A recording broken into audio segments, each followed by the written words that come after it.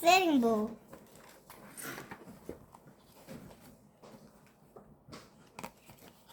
Who was the greatest Indian chief of all? Many people say it was Sitting Bull. Sitting Bull was a Hung Papa. Say Hung Papa. He tried lived on a great north plain. There was Hung Buffalo. When Sitting Bull was a boy, everyone called him Slow. He was the right name for him.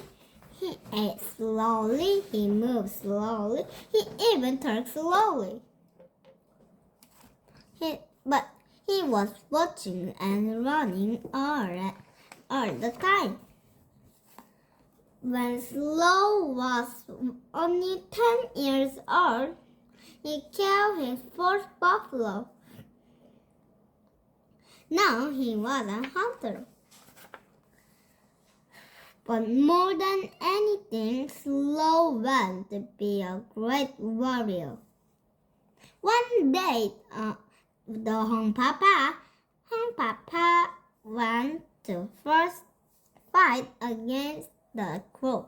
Slow was only a boy, but he jumped up to the pony and go up after the man.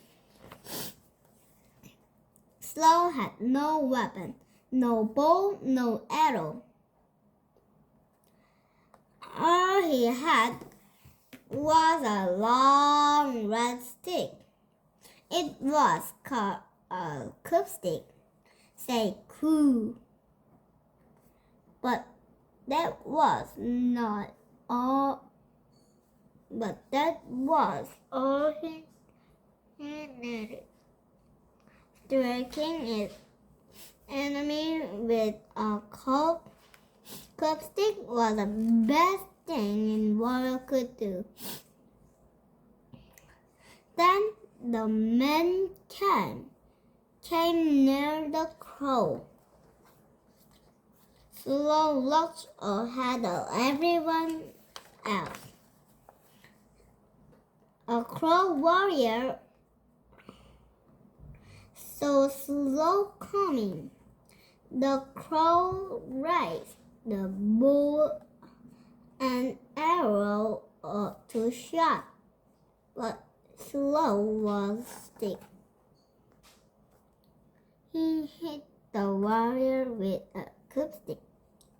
Knocked the boy bowed out of his hand and grabbed away.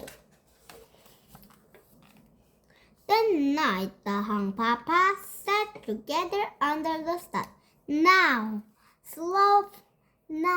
Slow's father said to his son, "You are the warrior." He gave a new name, a name full of power, Sitting Bull.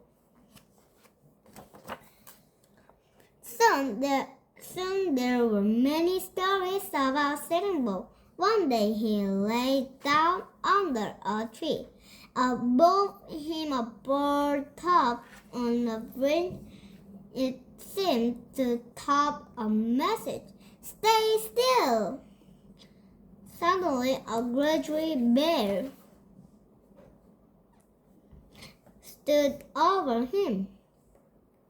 It was because his could smell its hot breath. But he stayed very still under the grizzly lumber oak. Sitting Bull thanked the bull. He said, "The bird people will be my best friends forever." Once the warrior found some of their enemies, only the old little boy was left alone. The boys cried, "Help me!" Sitting Bull was sorry for him. "Let him live." Sitting Bull said, "I will treat him like a brother. And he did.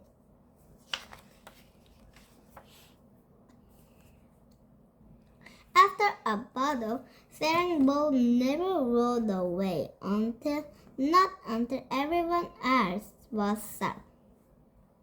No wonder his people made him their chief. The trouble was coming. White Settles moved into Hongpapaluan. They built lodges, towns, and forts. Soldiers came too. The soldiers tried to make the Indian leave their home. They want the Indian live a piece of land called reservation. But would he be free to follow the buffalo?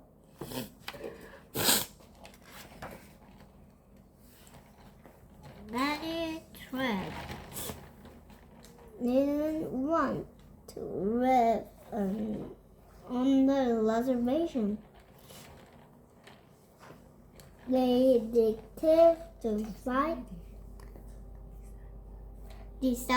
to fight together. But they chose Sitting Bull to be their leader. They gave him a great rubber nut, eagle feathers, and the beautiful white horse.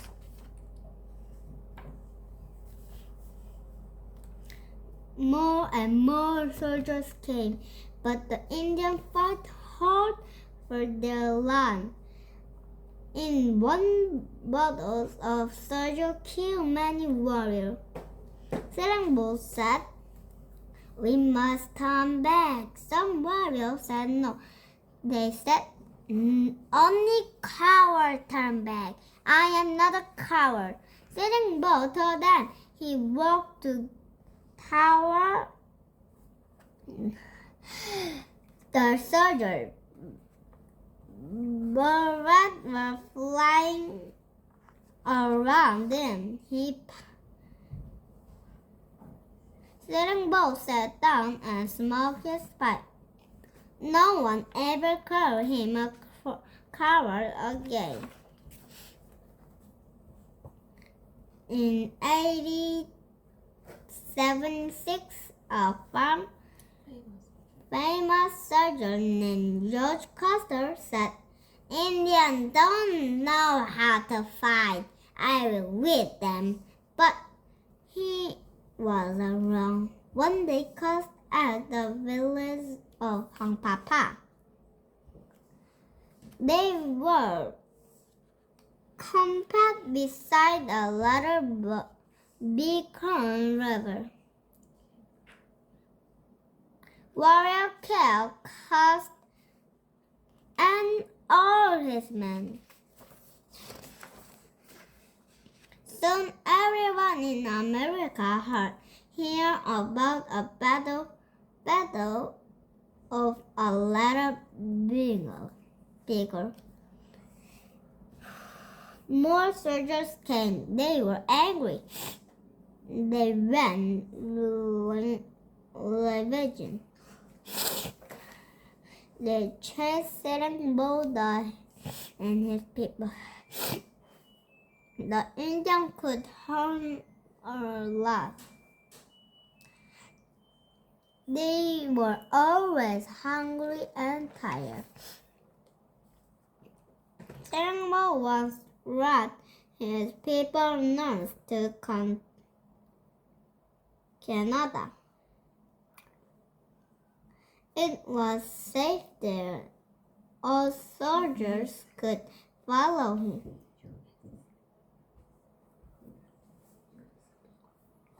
US soldiers could follow them.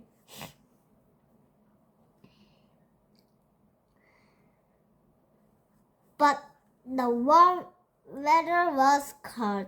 There were fallow buffalo. Few buffaloes. The people were very sad. They mixed their home.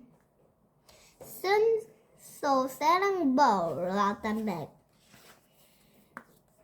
Sitting Bull knew the time for fighting was over. He wanted to live on reservation. Soldier gave him a hug. They told him, "Grow your own food." Sitting Bull was a hunter. He was not a farmer, but he did what they said. Then a man came to visit him. His name was Buffalo Bill Cody. He said Sitting Bull was famous. People would pay to see him. So Sitting Bull joined Buffalo Bill's wild show. There were sharpshooters, dancing girl, cowboy, or rodeo riders.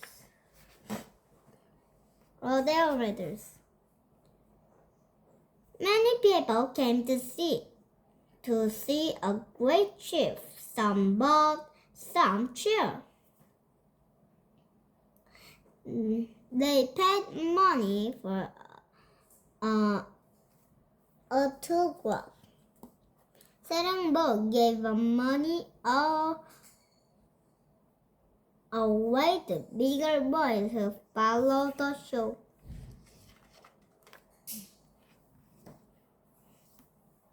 Sitting Bull went back to